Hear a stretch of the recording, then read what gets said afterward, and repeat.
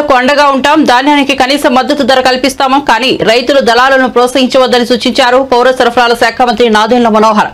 కృష్ణా జిల్లాలో పర్యటించిన ఆయన పామర్రు, గుడివాడ నియోజకవర్గాల్లో రోడ్లపై ఆరబోసిన ధాన్యపు రాశులను పరిశీలించారు. రైతులతో మాట్లాడుతూ ఇబ్బందులు లేకుండా ధాన్యం కొనుగోలు ప్రక్రియ జరుగుతోందంటూ భరోసా ఇచ్చారు. ఆ తర్వాత మీడియాతో మాట్లాడుతూ వాతావరణ మార్పులతో 40 రోజుల పాటు జరగాల్సిన ప్రక్రియ 4 రోజుల్లో చేయాల్సి వస్తుంది.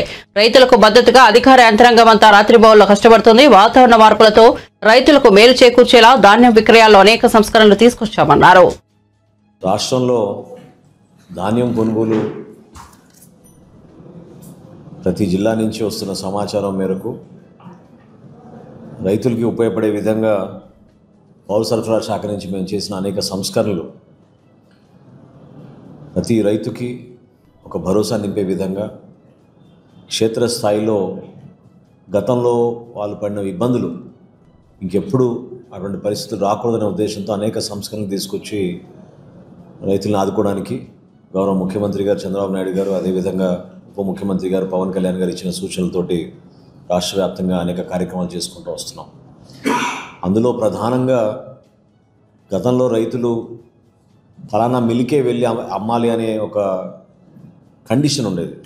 దాన్ని తొలగించి ఈసారి రైతుకే మేము ఆ వెసులుబాటు కల్పించాం. ఏ ప్రాంతంలో వాళ్ళకి ఆ అందుబాటులో ఉండే విధంగా రైస్ మిల్ ఏది నచ్చితే ఆ రైస్ మిల్కే తీసుకువెళ్ళి వీళ్ళు ధాన్యం అమ్మే విధంగా ఒక వెసులుబాటు అందించడం జరిగింది.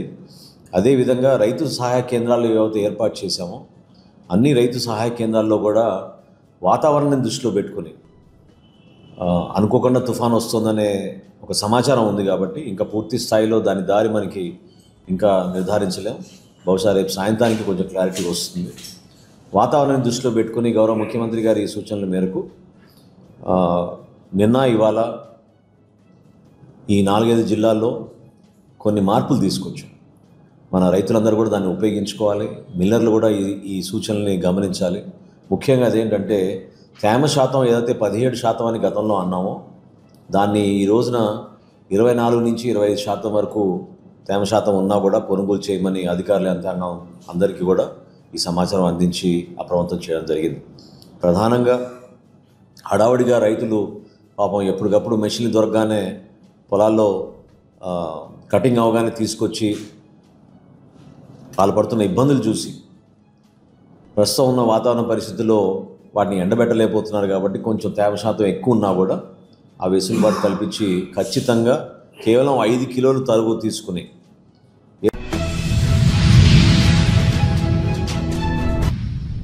బీఆర్ఎస్ అవినీతి పాలనలో నేను భాగస్వామిని కావద్దనే పార్టీ మారానని 10 ఏళ్లు బీఆర్ఎస్ పాలకులు తెలంగాణను దోచుకున్నారని మాజీ మంత్రి స్టేషన్ గన్పూర్ ఎమ్మెల్యే కడియం శ్రీహరి వ్యాఖ్యలు చేశారు. నేను ₹1 తీసుకున్నట్లు నిరూపిస్తే జనగామగడ్డపై ముక్కు నేలకు రాస్తారని కడియం శ్రీహరి సవాల్ విసిరారు. తెలంగాణ వనరులను కొల్లగొట్టి 1000 ఎకరాలు దోచుకున్నారని, ఫామ్ హౌస్ లో ప్యాలెస్ లో నిర్మించుకున్నారని కడియం ఆరోపించారు. కేటీఆర్ కు జైలుకు వెళ్లాడనే భయం పట్టుకుందన్నారు. బీఆర్ఎస్ పాలకులు తప్పులు ఒక్కొక్కటిగా బయటపడుతున్నాయని, త్వరలోనే వారి చేసిన పాపాలకు శిక్ష అనుభవించక తప్పదని కడియం వ్యాఖ్యానించారు. చెప్పుకునే ప్రయత్నం చేసినప్పుడు కూడా దాన్ని విమర్శించే ప్రయత్నం చేస్తున్నారు.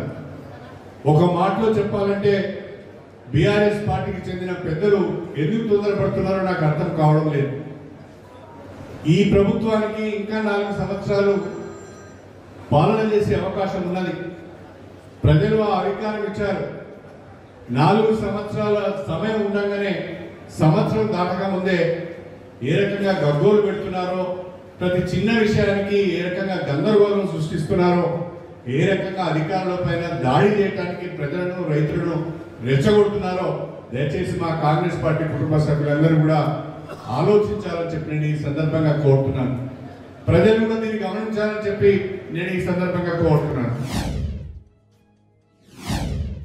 అనేక ఉద్యోగ నియామకాలకు నోటిఫికేషన్లు ఇచ్చి ఆ ప్రక్రియను పూర్తి చేయకుండా నిరుద్యోగులను గందరగోళానికి గురి చేస్తే అధికారంలోకి వచ్చిన వెంటనే ఆ నియామకాల ప్రక్రియకు సంబంధించిన పూర్తి సమాచారాన్ని తీసుకొని ఆ ప్రక్రియను పూర్తి చేసి కొత్తగా ఉపాధ్యాయ నియామకాల కొరకు నోటిఫికేషన్ ఇచ్చి పరీక్షలు నిర్వహించి వాళ్ళకు కూడా నియామక పత్రాలు ఇచ్చి ఈ 11 నెలల కాలంలో, ఈ సంవత్సర కాలంలో ఈ రాష్ట్రంలో 50,000 మంది నిరుద్యోగులకు ఉద్యోగ నియామక పత్రాలు ఇచ్చింది తెలంగాణ ప్రభుత్వం అని చెప్పి ఈ సందర్భంగా తెలియజేస్తున్నాను. దేశంలో ఎక్కడైనా ఏ రాష్ట్రమైనా ఒక సంవత్సరంలో ఒక క్యాలెండర్ ఇయర్లో 50,000 ఉద్యోగ నియామకాలు ఇచ్చిందని అడుగుతున్నాను. మేమే నోటిఫికేషన్లు ఇచ్చినాం, మరి గాజులు రాసినావా? నోటిఫికేషన్లు ఇచ్చి ప్రక్రియను పూర్తి చేసి ఎందుకు ఉద్యోగాలు ఇవ్వలేదని నేను అడుగుతున్నాను. నువ్వు ఎందుకు ఇవ్వలేదు ఉద్యోగాలు? ఎందుకు నీకు మాత్రం ఉద్యోగాలు ఉంటే సరిపోతాయి అనుకున్నావు, నిరుద్యోగులకు ఉద్యోగాలు ఇవ్వాలనే ఆలోచన రాలేదు. అంటే నిరుద్యోగులకు ఉద్యోగాలు ఇస్తే మా మాట వినాలనే ఉద్దేశంతో ఒక నియంతృత్వ ఆలోచనతో ఒక నియంత ఆలోచనతో అవన్నీ పెండింగ్లో పెడితే రాగానే ఆ ప్రక్రియ అంతా పూర్తి చేసి 50,000 ఉద్యోగాలు ఇచ్చిన చరిత్ర కాంగ్రెస్ ప్రభుత్వాన్ని అనే విషయం వాస్తవం కాదని నేను అడుగుతున్నాను. ప్రభుత్వంతో తమ పరువుతో విద్యుత్ ఒప్పందం చేసుకోవడంపై తప్పుడు ప్రచారం చేస్తూ తన పరువుకు భంగం కలిగిస్తున్న టీడీపీ ఈనాడు ఆంధ్రజ్యోతి సంస్థలపై 100 కోట్ల పరువు నష్టం దావా వేస్తున్నట్లు మాజీ మంత్రి వైఎస్ జగన్ తెలిపారు. తాడేపల్లిలో నిర్వహించిన మీడియా సమావేశంలో ఆయన మాట్లాడుతూ ఈ విషయాన్ని ఆయన చెప్పారు. అదాన్ని తనకు భారీ మొత్తంలో లంచం ఇచ్చినట్లు ఎక్కడా పేరు ప్రస్తావించకపోయినా ఉద్దేశపూర్వకంగా దుష్ప్రచారం చేస్తున్నారని ఆయన మండిపడ్డారు. ఆంధ్రప్రదేశ్ చరిత్రలో నిలిచిపోయే అత్యంత చౌకైన విద్యుత్ ఒప్పందంపై బురద జల్లుతో రాతలు రాయడం ఆశ్చర్యం కలిగిస్తోందని జగన్ అన్నారు. చంద్రబాబు హయాంలో చేసుకున్న విండ్, సోలార్ పవర్ ఒప్పందాలతో ఏపీకి అదనపు భారం పడిందని జగన్ చెప్పుకొచ్చారు. చంద్రబాబు పీపీఏల వల్ల రాష్ట్రంపై 2,000 భారం పడిందని ఆయన ఆరోపించారు. అదనంగా 3.14 కట్టాల్సి వచ్చిందని జగన్ పేర్కొన్నారు. 2021 సెప్టెంబర్ 15న సెకీ నుంచి తియ్యటి కబురుతో కూడిన లేఖ వచ్చిందన్నారు. తమ ప్రభుత్వ చర్యల్ని ప్రశంసిస్తూ రైతుల విషయంలో ప్రదర్శిస్తున్న ప్రత్యేక శ్రద్ధను సెకీ అభినందించిందన్నారు. మరోవైపున మనం తీసుకొచ్చిన సంస్కరణలు ఈరోజు కళ్ళ ఎదుటే నీరు గారిపోతా ఉన్న పరిస్థితులు ఈరోజు కనిపిస్తూ ఉన్నాయి. ఎప్పుడూ కూడా రాష్ట్రంలో జరగని విప్లవాత్మక మార్పులు తీసుకురాగలిగాం. ఇంతకుముందు సాధ్యమేనా ఇలాంటి మార్పులు అని అనిపించే పరిస్థితి నుంచి ఇలాంటి గొప్ప మార్పులు సాధ్యము అని చెప్పి చేసి చూపించగలిగాం. మేము తీసుకొచ్చిన ప్రతి మార్పు కూడా నా 3,648 కిలోమీటర్ల పాదయాత్రలో చూసిన కష్టాలను, తెలుసుకున్న విషయాలను, వాటికి సొల్యూషన్స్ ఇచ్చే విధంగా మా ప్రభుత్వంలో ప్రతి అడుగు కూడా మేము సొల్యూషన్స్ ఇచ్చే విధంగానే అడుగులు వేశాం. ఆ సొల్యూషన్స్ ఇచ్చే క్రమంలో ప్రతి రంగంలోనూ ఒక రెవల్యూషన్ తీసుకురాగలిగాం. ఆ సొల్యూషన్స్ ఇచ్చే క్రమంలో ఇది సాధ్యం అవుతుందా అనే పరిస్థితి నుంచి సాధ్యం చేసి చూపించగలిగాం. ఎప్పుడు ఊహించని మార్పులు తీసుకురాగలిగాం. డెలివరీ మెకానిజంలో లంచాలు లేకుండా, వివక్ష లేకుండా అసలు గ్రామాలలో ఏదైనా ప్రభుత్వ పథకాలు ఇవ్వగలుగుతామా, ఇవ్వడం సాధ్యమేనా అని అనిపించే పరిస్థితి నుంచి లేదు ఇది సాధ్యమే అని చెప్పి గ్రామ స్వరాజ్యాన్ని తీసుకొచ్చాం. ప్రతి గ్రామంలోనూ సచివాలయ వ్యవస్థ, ప్రతి 50-60 ఇళ్లకు వాలంటీర్ వ్యవస్థ, లంచాలు లేకుండా, వివక్ష లేకుండా ప్రతి పథకము.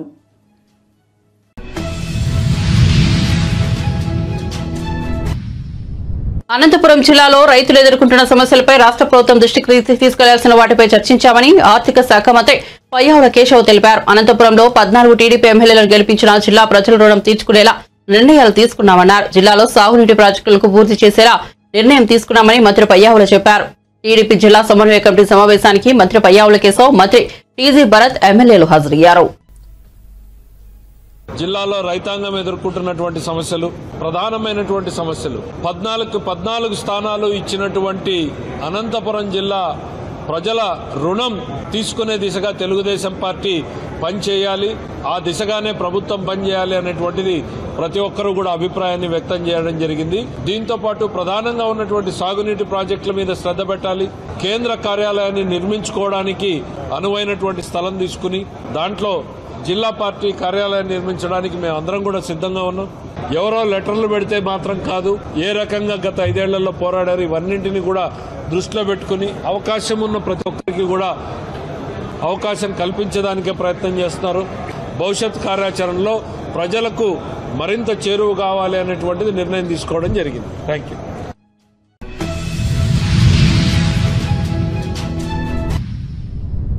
ఎఫ్టీఎల్ బఫర్ జోన్ పరిధిలో అనుమతులున్న ఇండ్ల కూల్చాం, కొత్తవి మాత్రమే కట్టనివ్వమని సీఎం రేవంత్ రెడ్డి హైడ్రా కమిషనర్ రంగనాథన్ లకు చెబుతున్నారని, మరి ఇప్పటి వరకు హైడ్రా కూల్చిన పేదల ఇళ్ల సంగతేంటని బీఆర్ఎస్ మాజీ మంత్రి హరీష్ రావు ప్రశ్నించారు.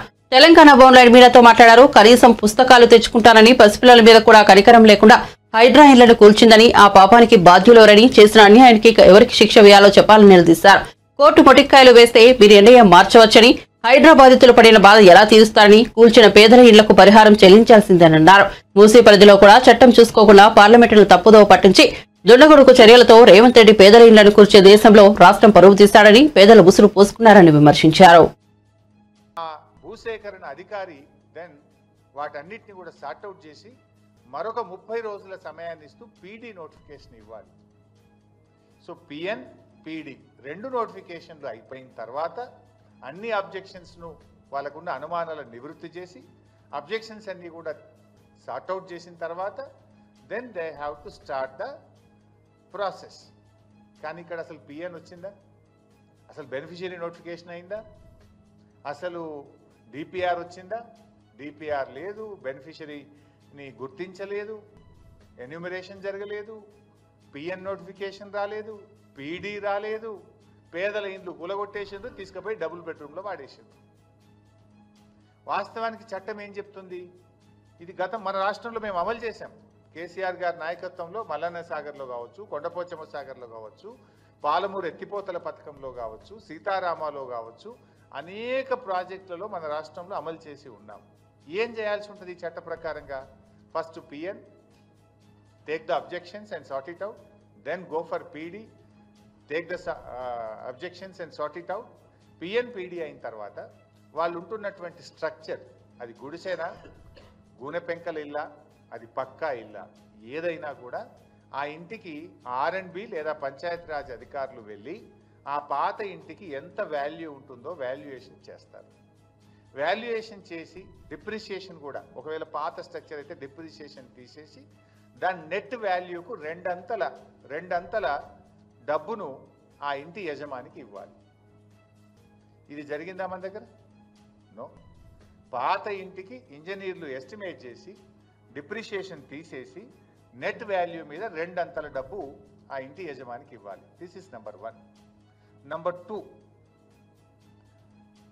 వేజ్ లాస్, అంటే వాళ్ళు ఉపాధి కోల్పోతారు. నిజంగా మూసీలో ఎవరి ఇండ్లు పోయినా ఎక్కువ ఎవరికి పోతున్నాయి ఈ నిమిషానికి? వాళ్ళు ఇనుప సామాన్ అమ్ముకునేటోళ్ళు.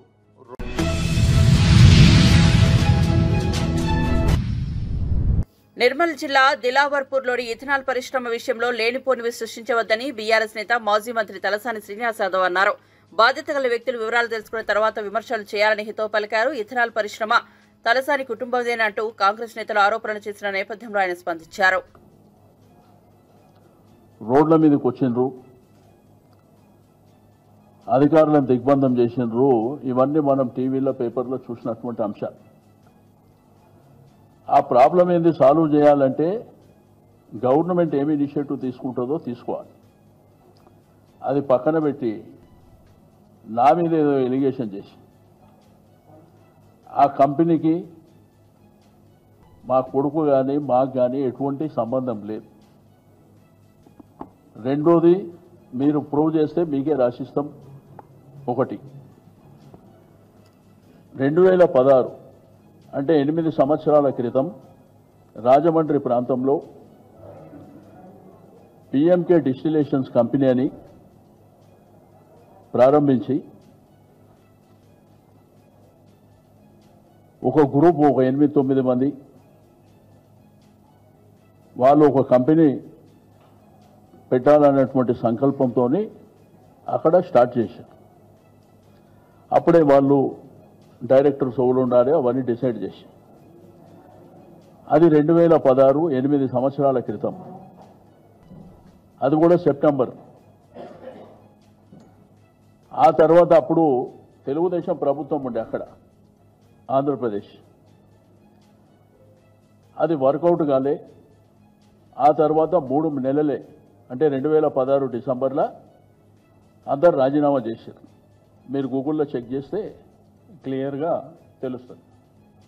ఈ దాపరికం దాచిపెట్టేది ఏమీ లేదు. అది అక్కడికి క్లోజ్ అయిపోయింది. 2016లో క్లోజ్ అయిపోయింది. ఆ పేపర్ తీసుకొని ఆ పేపర్ ఎన్నో పట్టుకొని ఇది చూపిస్తారు మీకు. నేనన్నా బాధ్యత గల ప్రభుత్వం జరుగుతున్న పరిణామాలు ఏంది, రైతాంగం అక్కడ ధర్నా ఎందుకు చేస్తుండ్రు, అక్కడ కంపెనీ రావద్దని వాళ్ళు రోడ్ల మీదకి ఎందుకు వచ్చిండ్రో అది పరిష్కారం చేస్తే బాగుంటుంది. కానీ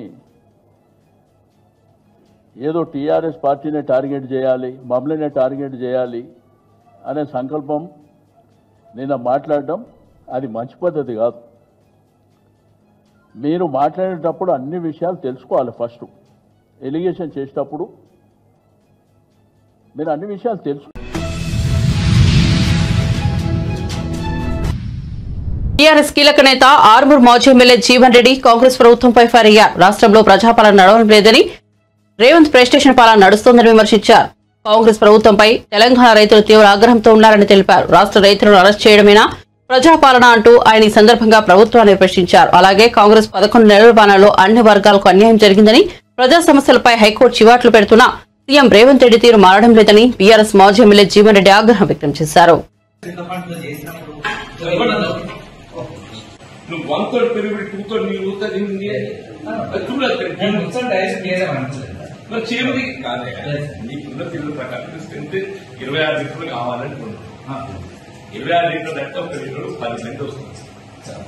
300 పిల్లలు ఉన్నాను.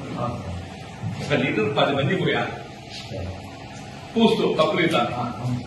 అది ఈ మొత్తం గిన్నె నిండితేనే నీకు వస్తుంది.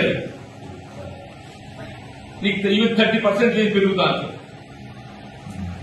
Chicken mutton or chicken mutton or chicken mutton or chicken రండి మంచిదే compulsory chicken chicken or mutton ఏదన్నా. కానీ అవి 2 బడ్జెట్ సరిపోతుంది. ఇంతకుముందు మనం అది ఏదైనా గవర్నమెంట్ ఇచ్చిన మెనూ మీరు ఫాలో కావాలి. అవును, ఈ 2 టైమ్స్ బడ్జెట్ సరిపోవటం లేని సమస్య కాదు. You're not following it. You're not following it. 5 days egg you have to give. Weekly twice non-veg you have to give. Not just once. ఇది నేను అన్నది కాదు. ఇది నేను మీరు చూసినా చెప్పండి. నువ్వు నాకే లోపడుతుంది. వారానికి 5 పొడుగులు ఇవ్వాలి. నేను ఒకసారి ఇచ్చినంత ముందు 8 రోజులకి పొడుగులు ఇవ్వాలి. వారానికి ఎన్నిసార్లు non veg ఇస్తుండ్రు?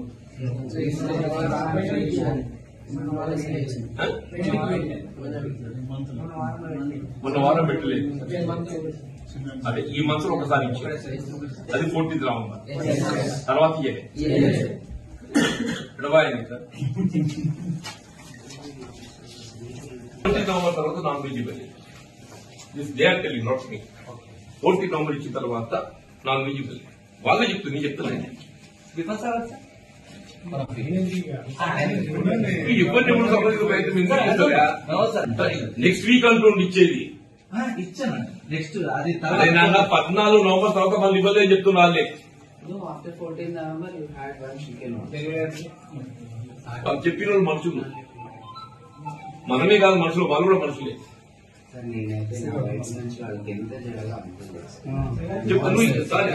Your trying to do justice but అది సరిపోతలే. వదిలేసి బాబా ఎందుకు ఎక్స్ప్లెనేషన్.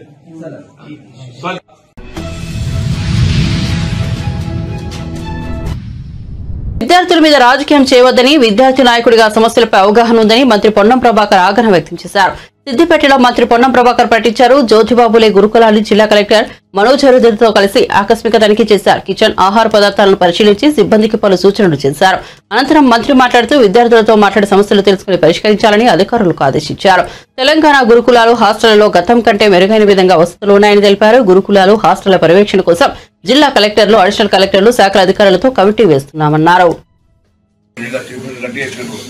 అన్నీ జరుగుతున్నాయి. పొద్దున ఏదో ఎవడో ఒక్కటి ఫుడ్ పాయిజన్ వంట చేయకపోతే మొత్తం గవర్నమెంట్ అంతా బ్లడ్ చేసి పారిస్తున్నాం, తప్పు చేస్తున్నాం, ఎవరు పట్టించుకోవడం లేవని జరుగుతుంది. నిజంగా అట్లా జరుగుతుందో చెప్పు.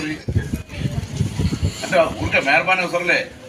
గవర్నమెంట్లో తెలంగాణ వ్యాప్తంగా ఉన్నటువంటి social welfare, SC, ST, BC, minority residential schools మరియు గురుకులాల్లో గతం కంటే మెరుగైన విధంగా ఉండే విధంగా అనేక రకాల చర్యలు ఈ ప్రభుత్వం తీసుకుంటుంది. రేవంత్ రెడ్డి గారి నాయకత్వంలో, బట్టి విక్రమార్క గారి నాయకత్వం.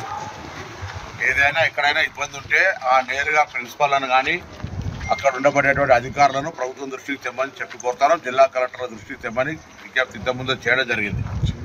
ఇప్పుడు కూడా వెంటనే ముఖ్యమంత్రి గారి సూచన మేరకు జిల్లా కలెక్టర్లు, అడిషనల్ కలెక్టర్లను జిల్లా స్థాయిలో కమిటీగా వేస్తూ 4 వెల్ఫేర్ అధికారులు, ఎస్సీ, ఎస్టీ, బీసీ, మైనార్టీ అధికారులు, అదేవిధంగా ఆరోగ్యానికి సంబంధించి చూడడానికి డిఎంహెచ్ఓను, ఆ ప్రాంతం ఆ స్కూల్ యొక్క ప్రిమిసెస్ బాగుండడానికి డిఆర్డిఓ గారు, దాని తర్వాత విలేజ్ సెక్రటరీ కానీ ఆ ప్రాంతంలో ఉండేటువంటి విధంగా డిపిఓలను సభ్యులుగా చేస్తూ కమిటీ వేస్తూ ఇదే ఫార్మేట్లో మండల స్థాయిలో కూడా వేస్తూ ప్రతి 15 రోజులకు ఒక్కసారి ఆ పాఠశాల సందర్శన లేదా నివేదికలు తీర్చే కార్యక్రమం. ఎక్కడ ఫుడ్ పాయిజన్ అవకాశం లేకుండా కిచెన్ కానీ శానిటేషన్ కానీ అన్ని రకాలు చూడమని చెప్తాను. దాంతో పాటుగా ఇప్పటికే మేము మెస్ ఛార్జీలు, కాస్మెటిక్ ఛార్జీలు పెంచబడ్డాయి. ఫుడ్ మెనూ అందరూ మార్చుకోవాల్సిందే. ఫుడ్ మెనూ మారినాక అవసరమైతే ఒక పేరెంట్స్ కమిటీ పెట్టి వాళ్ళ ముందు దీన్ని పెట్టి నేను పేరెంట్స్ కూడా కోరుతా ఉన్నా, పిల్లలకు ధైర్యం ఇవ్వండి. సమస్యలుంటే తల్లిదండ్రుల ద్వారా కూడా ప్రభుత్వం దృష్టికి తేవడానికి అవకాశం ఉంది. ప్రభుత్వం విద్యకు అన్ని రకాల ఎక్కడ కూడా ఎంత ఇబ్బంది ఉన్నా ఎటువంటి సమస్య రాకుండా చూసేటువంటి ప్రయత్నం చేస్తూ ఉంది. కాబట్టి దీని మీద కూడా రాజకీయం చేసే విధంగా 10 సంవత్సరాల అధికారం ఉన్న కిరాయిలు ఇవ్వలేక, మెస్ ఛార్జీలు ఇవ్వలేక, నిత్యం సరఫరా చేసిన ఫుడ్ సప్లయర్ కూడా పేమెంట్ లేని పరిస్థితుల నుంచి ఇలా వాటన్నింటినీ స్ట్రీమ్లైన్ చేస్తూ ఉన్నాం. భవిష్యత్తులో గ్రీన్ ఛానల్ ద్వారా పేమెంట్స్ చేస్తాం, క్వాలిటీ ఆఫ్ ఫుడ్ ఇస్తాం, వాళ్ళకి సంబంధించిన అన్ని రకాల బట్టలు, పుస్తకాలతో సహా అన్ని రకాల టీచింగ్ రిక్రూట్మెంట్ చేసినాం. సో వీటన్నిటి ద్వారా మేము ఎప్పుడు కూడా కన్సర్న్ ఉన్నాం. Don't do politics on children's.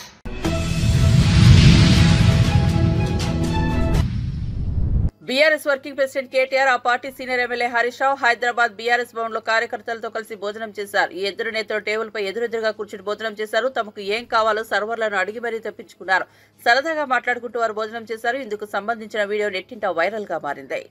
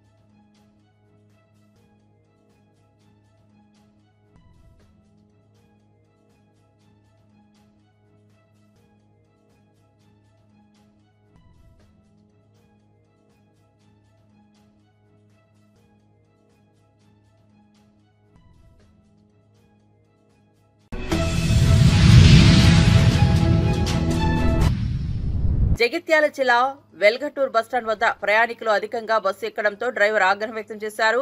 Food బోర్డుకు వేలాడుతూ ప్రయాణం చేస్తే ప్రమాదాలు జరుగుతాయి, ఉద్యోగం పోతుందని భయమేస్తుందంటూ బస్సు నిలిపేశారు. ఫ్రీ బస్ పథకం వల్ల స్థలం దొరకడం లేదని ప్రయాణికులు కూడా అసహనం వ్యక్తం చేశారు.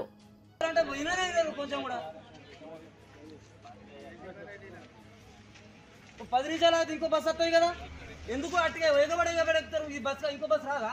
ఇదే బస్సు కావన్నా? ఒక 10 నిమిషాలు అయితే ఇంకో బస్సులో కూర్చొని పోవచ్చు.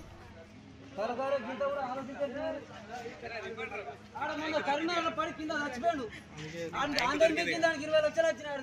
డ్రైవర్లు కండక్టర్ జైల్లో ఊరుకున్నారు. మాట్లాడే బిడ్డ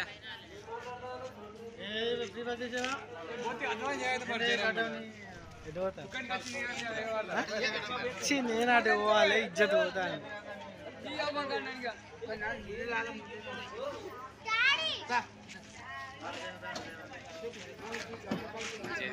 ఏమని మాకేసరి పడదు బస్సులు పంపిది మీరు మంచిర్యాల దింపితే మొత్తం పోతాయి. ఇలా ఇంకో బస్ వస్తాయి. కాలు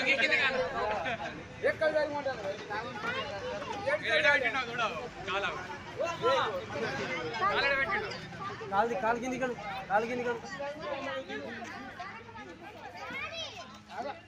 చిన్న పాపని నిధుల్లో పెట్టాడు. పాప కింద పట్టట్లా. అరే మీరు దిగలేరు ఏమైతే అని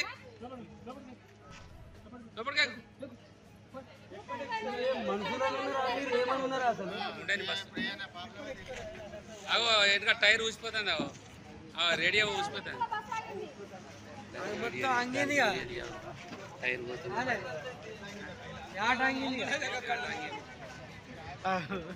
ఆట ఇడుతుంది మొత్తం అది బటన్ టైర్. నాకు అర్జెంట్ ఉన్నది. అది మరి కిందమని చెప్తానా? ఫినాయిల్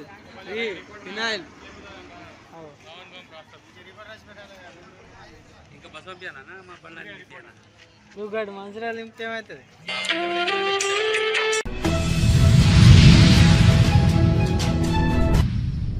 నైరుతి బంగాళాఖాతంలో కొనసాగుతున్న తీవ్ర వాయుగుండం ఉత్తర వాయువు దిశగా గంటకు 12 కిలోమీటర్ల వేగంతో కదులుతూ ట్రింకోమలికి తూర్పుగా 110 కిలోమీటర్లు, నాగపట్నానికి ఆగ్నేయంగా 350 కిలోమీటర్లు, పుదుచ్చేరికి ఆగ్నేయంగా 450 కిలోమీటర్లు, చెన్నైకి ఆగ్నేయంగా 500 కిలోమీటర్ల దూరంలో కేంద్రీకృతమైందని విశాఖ వాతావరణ శాఖ తుఫాన్ హెచ్చరిక కేంద్రం తెలిపింది.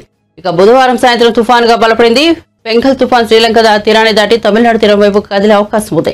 ఈ నెల 30న దక్షిణ తమిళనాడు, శ్రీలంక మధ్యలో తీరం దాటే అవకాశాలు ఉన్నాయని, ఆ తర్వాత బలహీనపడి తీవ్ర వాయుగుండంగా మారనున్నట్లు వాతావరణ శాఖ వెల్లడించింది. దీని ప్రభావంతో దక్షిణ కోస్తా ప్రాంతాల్లో పలు చోట్ల గురు, శుక్రవారాల్లో శనివారాల్లో భారీ నుంచి అతి భారీ వర్షాలు, రాయలసీమలో అక్కడక్కడ భారీ వర్షాలు కురిసే అవకాశం ఉంది. మిగిలిన ప్రాంతాల్లో తేలికపాటి నుండి మోస్తరు వర్షాలు పడతాయని వెల్లడించింది.